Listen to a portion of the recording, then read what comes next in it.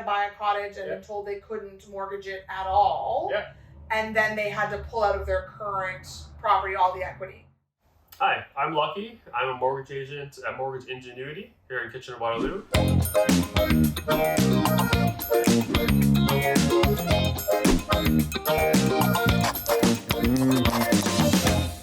It's Mortgage Monday and we're here with Lucky. Guess what? Cottage season's coming up.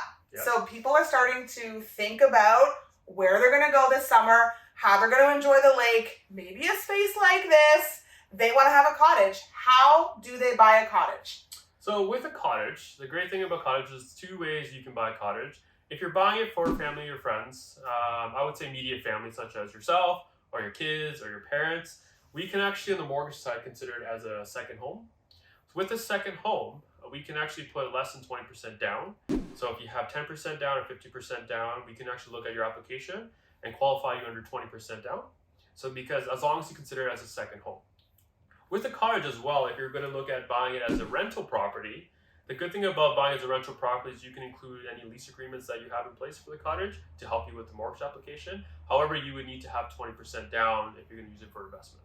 Okay, great. So I've had a lot of people try to buy a cottage and Yeah. been told they couldn't mortgage it at all. Yeah. And then they had to pull out of their current property all the equity. So Yeah. that's an alternative if they can't get a mortgage on their... I would say based on the location of the cottage, depending where it is, we have access to many lenders that we can shop around for you. If you're not sure about an exact property, you can message me about it, send me the property address, I can look it up for you to see if somebody would actually put a mortgage on the property. Some properties are structured differently, such as having a well, or some of them are on leased land. There are many different ways that a cottage property can be labeled as. So what I would do in that case is send me the address, send me the MLS listing, and I can take a look at it for you to see if we can lend on that specific property before you go ahead and buy it. All I need is basically the address, the listing. If it's private sale, you can send me the address. I can look it up for you to see if the lenders will look at it and see what interest rate that you would get for the property. With cottages, I would say as long as it's nearby a local city, you're fine.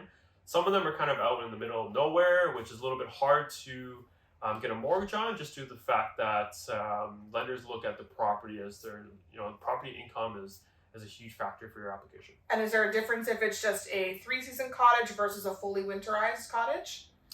Yes. So I would say that's case by case basis. For a cottage in general, a lot of lenders will look at your personal information first and also look at your property as well. So if it's looking for 3 seasons or full seasons, they want to look at such as access to water, if there's any roads accessing cottage, some of them require boats. So I would say it's case by case. If you have any questions for a specific property, you can message me with property details and I can take a look at it for you. Great. So if you're looking for a cottage, there are definitely some solutions for you. I'll be honest, I don't work in cottage country because we don't have a lot of cottages here in KW, but Lucky is definitely your contact to help you complete those cottage dreams.